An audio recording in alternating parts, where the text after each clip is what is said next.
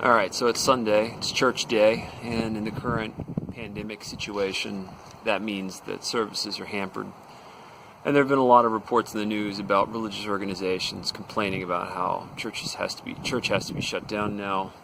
Obviously, this is bad. They can't make their money, just like all the other businesses. So it's bad.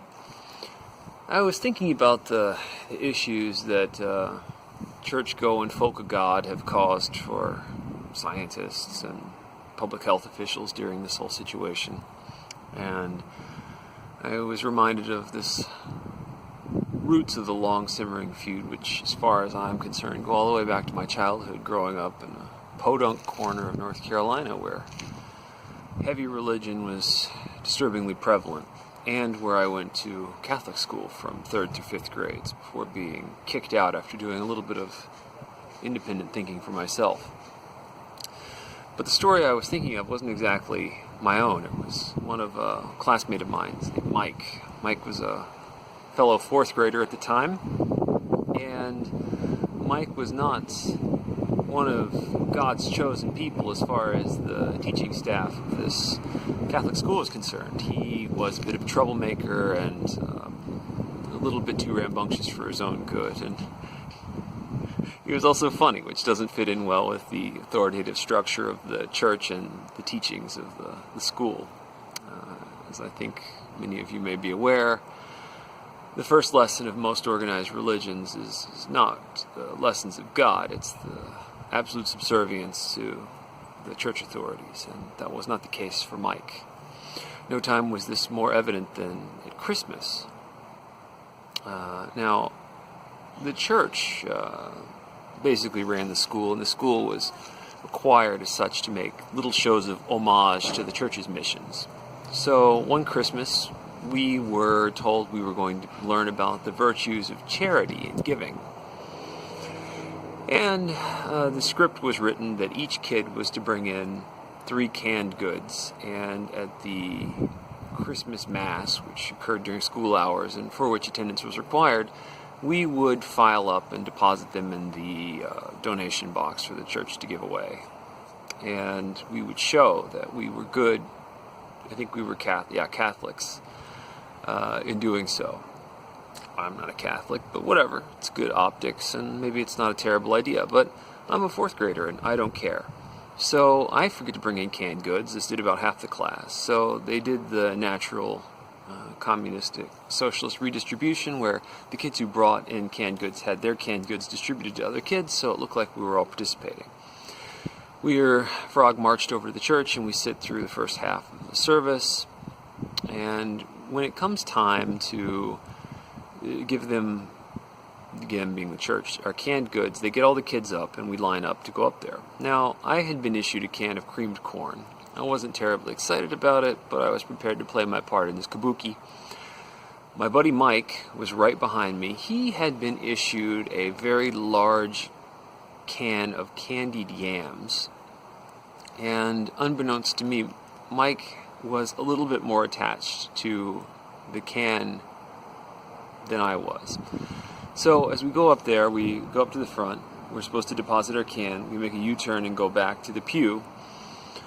Mike comes up with this can of yams and just makes a U-turn. He holds on to them.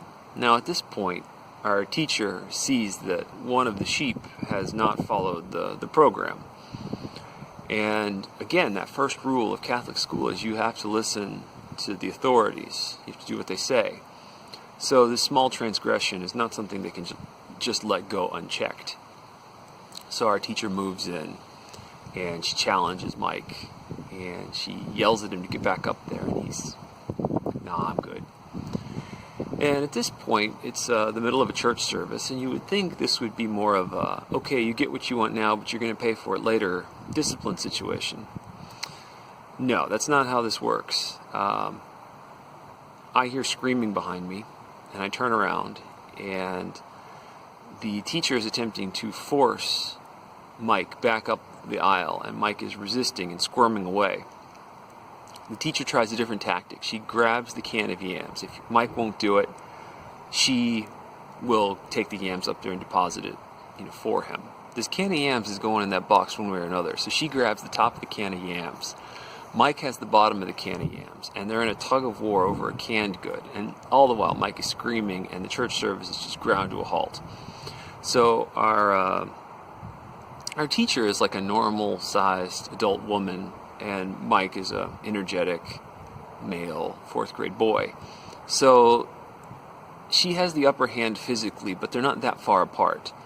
And as she tugs, she overwhelms Mike's center of gravity, and he sort of flops over on his side, but he does not lose his grip on the can.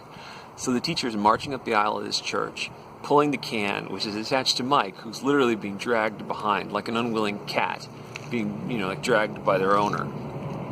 So she gets to the front, and with a final rest of educator strength, rips the can away from Mike and plumps it in the box.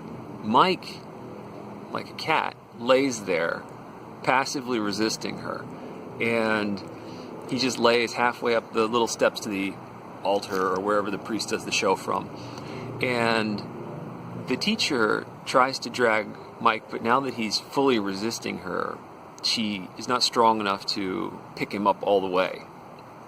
And so she can't get him off the pew, and he's just, or the steps to the platform where the show goes on, and she's not strong enough to move him, so he's just laying there. And this isn't good optics for the show, and this is like a daytime mass for students who have to go to like fill the audience out, and for a few old people, so they don't have the normal like altar security guys working that day. So the only person to get Mike out of the way is the priest himself. So the priest comes down, he grabs Mike and starts to move him off of the whatever it is. And Mike starts screaming out, "Stop touching me there, stop touching me there, stop touching me there." Now, this was funny because, obviously this wasn't an acute molestation situation, but this is also before it became widely known, the pedophile problems in the Catholic Church. So it's possible that the priest who was picking up the kid, Mike, was a pedophile. Statistically, it's possible at least. And Mike was just our early warning system for this. So the priest carries Mike, who keeps yelling, "Stop touching me there, stop touching me there," all the way back out. And I'm assuming they beat the shit out of him once he was out of sight. But this whole instance, and the memories of that were all triggered by the fact that this is Sunday in the middle of a pandemic where all the churches are closed. We'll try it tomorrow. Bye, guys.